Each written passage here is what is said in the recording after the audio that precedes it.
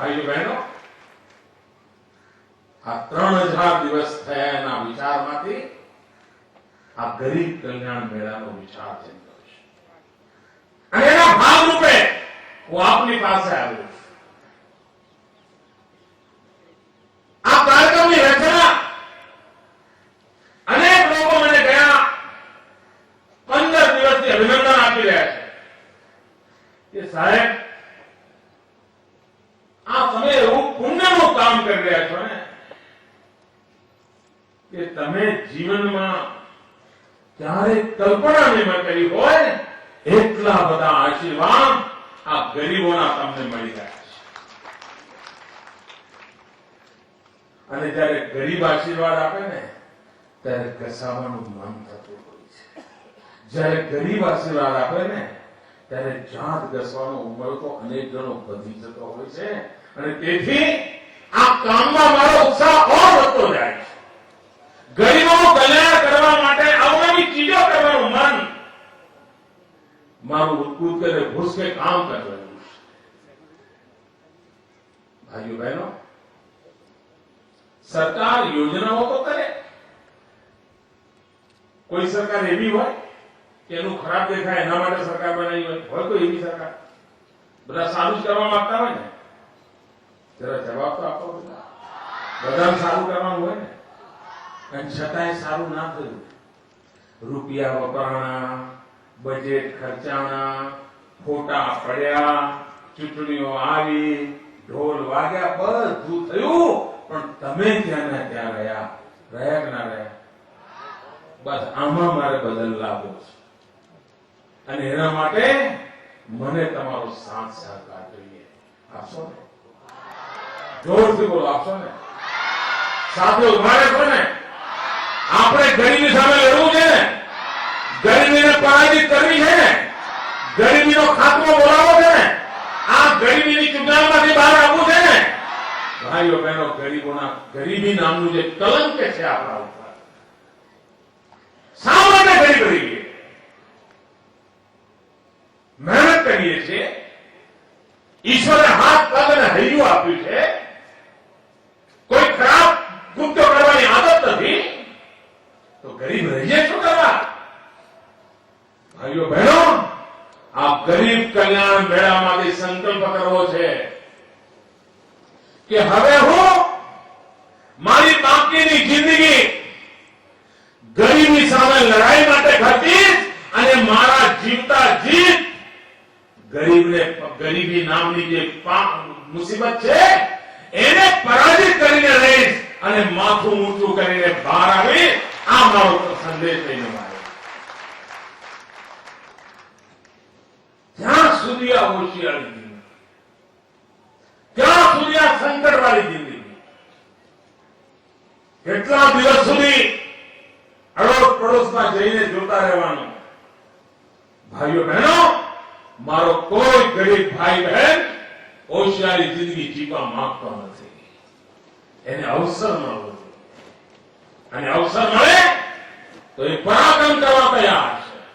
ભાઈઓ બહેનો, મને યાદ છે હું કન્યા કેળવણી માટે નીકળ્યો હતો ત્યારે ગરીબોના ઘર પાસે જઈને ઉભો રહેતો હતો, ગરીબોની ઝૂંપડપટ્ટીમાં જઈને ઉભો રહેતો હતો, ધૂમ તપતા તાપમાં જતો હતો, શરીર પર બધી રેતજેબ હોય અને ઘેર ઘેર જઈને જયારે માતા બહેનોને કહેતો હતો કે મને તમારી દીકરી જોઈએ છે, મારે એને ભણાવવી છે. આ નાની ટબરને આવ્યા શાળાએ મારે લઈ જવા છે. ત્યારે અનેક કુટુંબ મને કહેતા હતા, ભાઈ અમારા ઘરમાં અમે 4 પેઢીથી જીવીએ છીએ, 4 પેઢીમાં અમે કઈ નિશાળ જોઈ નથી. હવે તમે ક્યાં અમારા છોકરાઓને ભણાવવા માટે મહેનત કરો છો? મેં કહ્યું તો મારા પર ભરોસો રાખો, એક વાર તમે દીકરીને નિશાળે મોકલો, તમે જોજો તમારા જીવનમાં બદલ આવે છે કે નહીં. અને મારે ગુજરાતની જનતા જનાર્દનના, મારા ગુજરાતના ગરીબ ભાઈઓ બહેનોના મારે આજે આભાર માનવો છે કે મેં એમને કહ્યું કે તમે દીકરીને ભણવા મોકલો અને આ ગુજરાતમાંથી 100% કુટુંબોએ દીકરીને નિશાળે મૂકી. આપણે મારી વાતે માથે ચડાવી.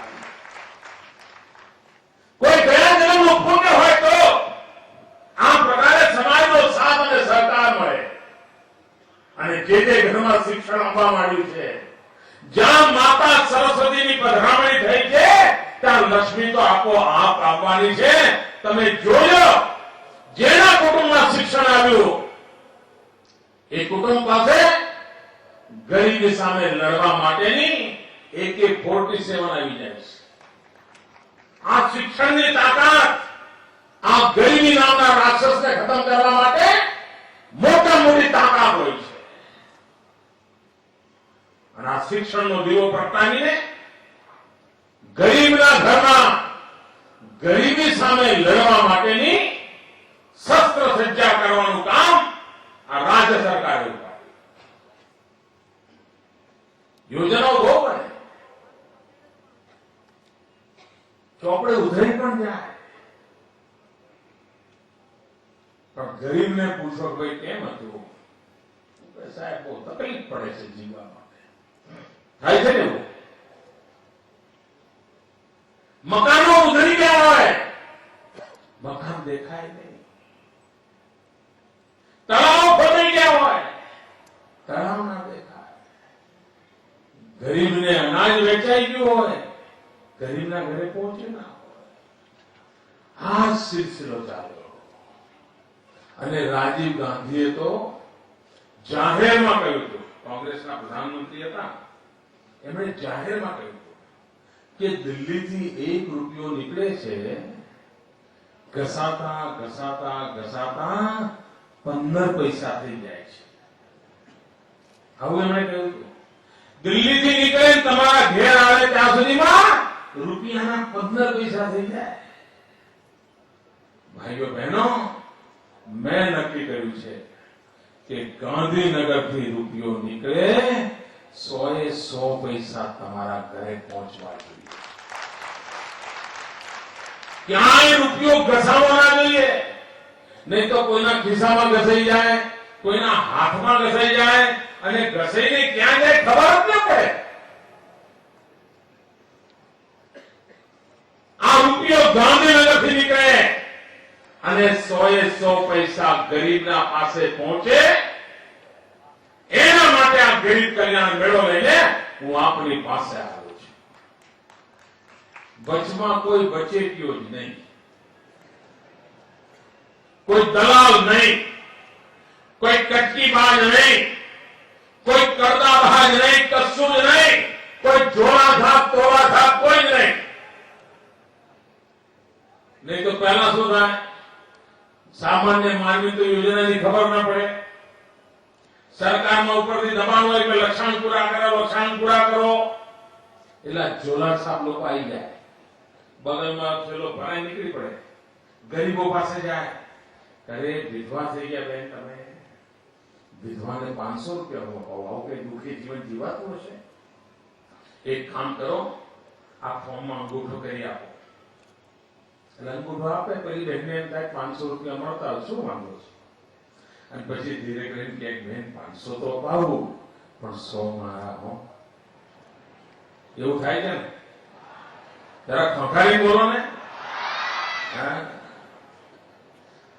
500